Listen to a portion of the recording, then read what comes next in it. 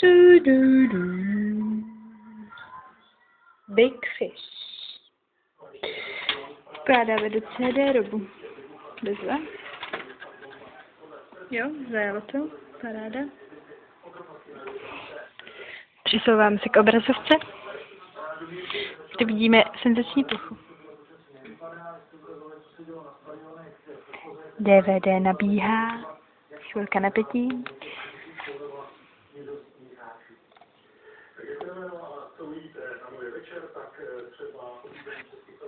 Vytvořit datový disk. To se nestává často úplný DVDček, co?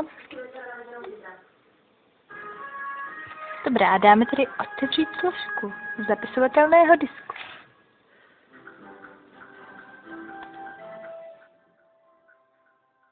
Ano, obsah je opravdu velice zajímavý. Bílo. Velikost číslo 2.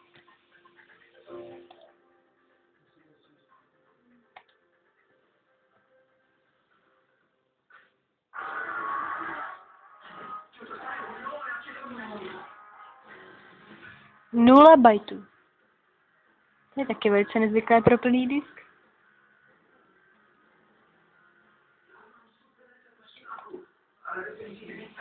Prozkoumání je taky šokující. Nic. Nic. Nikde nic. Po velké rybě se slehla zem.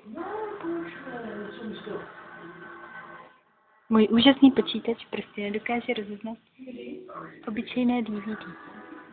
Důkaz místo slibů. Ještě se podíváme, že opravdu v jednotce je velká ryba.